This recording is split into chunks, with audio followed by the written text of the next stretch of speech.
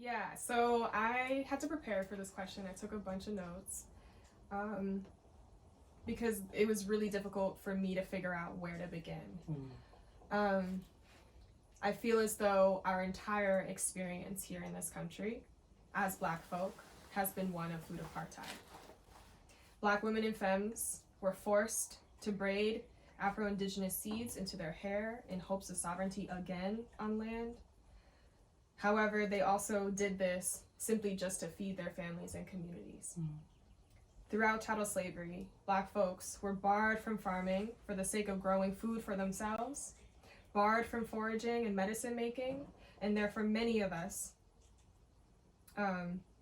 had to do these acts of what I call resiliency in secrecy.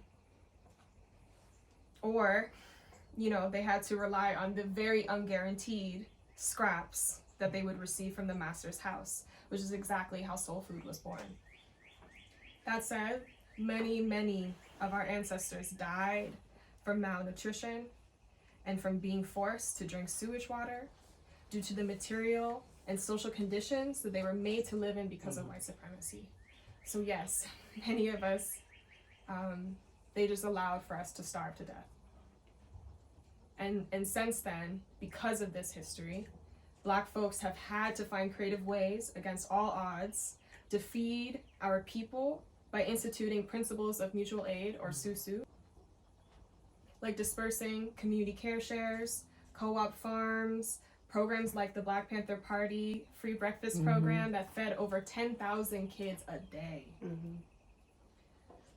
So today, left and right Black folks are building off of our ancestors' legacy by building urban farms all over the country, including here, to combat systemic food insecurity, health disparities, and climate change.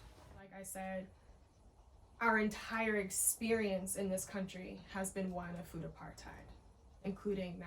Yeah, like when I hear what you're speaking about, I think about my own experience, and I just came back from visiting my mom and my grandma and my uncle, and I grew up, for the most part, living in Springfield, Mass, but I definitely was born and raised in Brooklyn, New York. I spent half of my life there, too. Yeah. And my grandma and I were talking about how, when she was growing up, this is how, we were talking about what we're doing here in the homestead. And she said when she was growing up, this is what we did. This is what we did to take care of each other. Yeah. You know what I mean? And I said, yeah, they call that mutual aid now, Grandma. Like, you know what I mean? Like, they have to have a label for it. But she's like, this is what you did. You just, if you had this, you shared that. If you had this, you shared that. And she grew up on an island, and so there was definitely they did have a relationship with the land. They did have a lot of experience either rearing animals or growing food, but they shared, and they just took care of each other. About how when I was growing up in Springfield, Mass, and even in Brooklyn, New York, when you go to the places where there's food, which often many of our communities are food deserts to begin with, but then when you get a grocery store or even a few grocery stores, usually what happens is you've got those grocery stores right next to big old liquor stores. What's available in great excess in our communities that isn't. So I have to think about how when I went right next door to East Longmeadow in Springfield, Mass, right next door to Springfield, Mass is East Longmeadow, which was primarily a lot of rich white folks living there. What was available in their grocery stores? What did they have? Was it always next to a liquor store? No, you know what I mean? Or even a little gambling spot too. Usually that's what you always see, a little Keno or a little, something like that. And so just thinking about how even to this day, even though I love in so many ways the grocery stores that are in my community because they actually are grocery stores that center our foods at least. Exactly. You are still getting not the most not the foods that are available in those spaces are not at the quality of the food that is available in the white grocery stores.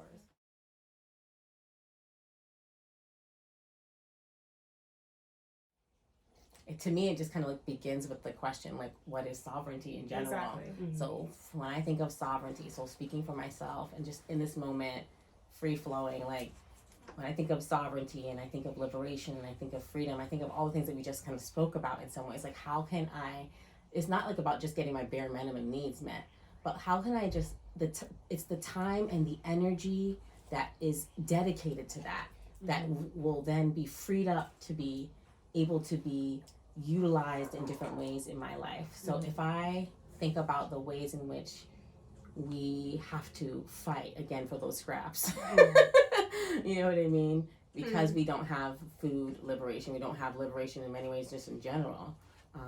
I just think about if we knew that we were fed, were cared for, on those mutual aid needs were met, just in general. Like that was actually at the core or heart of how we were as a people.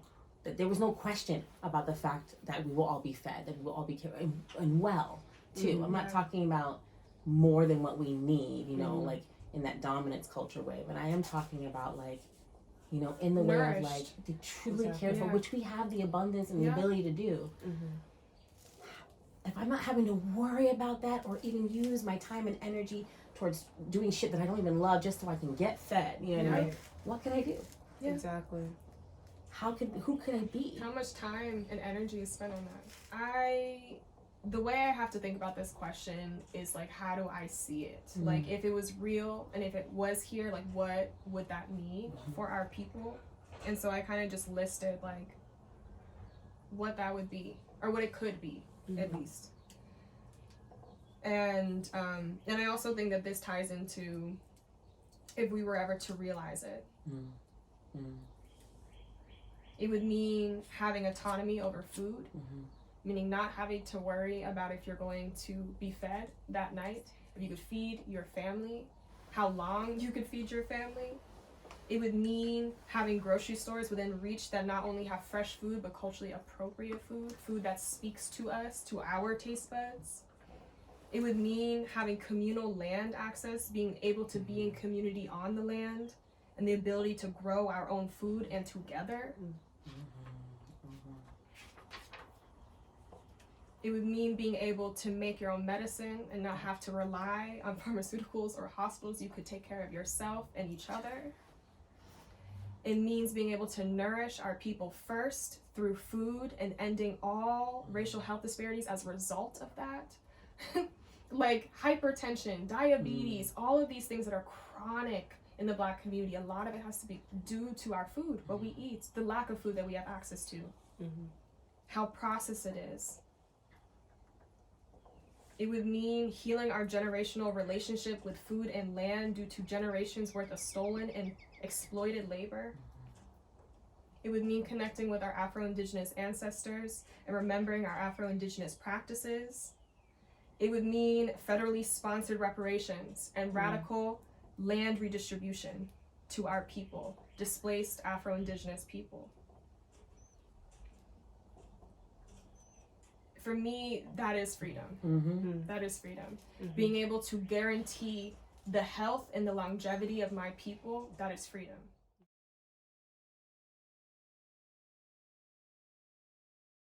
I think it'll be really fun to see what happens this year. I think we will definitely do our part. I don't think that we are here at this one homestead to solve all food disenfranchisement in the whole entire world or our whole entire country or even the state of Vermont. But I think we can be an example of what we can do in our communities, you know what I mean? Which I think is a lot. We can do a lot on a small level. What would we interrupt? I love the idea of being disruptive. You know, and and that's just really fun to me. So to me, it's an experiment, and I like to be in practice. I want to be in a space that's a learning space, where we can remember, but also where we can start to say, all right, because our ancestors don't know what it's like to live with the iPhone and like in the generation of all these different things, but we do. So we are carrying our ancestors' memories for sure, but there's also this piece to me that's about, you know, that Afrofuturism stuff that I'm talking about. It's our approach. It's this generation's approach. And I think we have a lot that we can make. For me, I consider the BIPOC GrowTeam an investment in collective healing. And I mean that personal healing, communal healing, generational healing. It's a way for us to connect with ourselves first, each other, the land, And that to me is so beautiful and all I yearn for, and so many of us yearn for, especially in these spaces where it's saturated in whiteness and things that aren't familiar and things that don't look like us and that we can't recognize ourselves in. And so to be in a space that is specifically curated and made with the intention to mirror us is so beautiful. And I'm just so excited and just so happy to have this, even if it's small, even if it's like such on a minuscule level, it will help some. And that means so much when no one's investing in us, you know, when no one's caring for us but us. I want to see where this goes, but I'm also just happy to do this, even if it's on this level, you know. This is an act of resistance.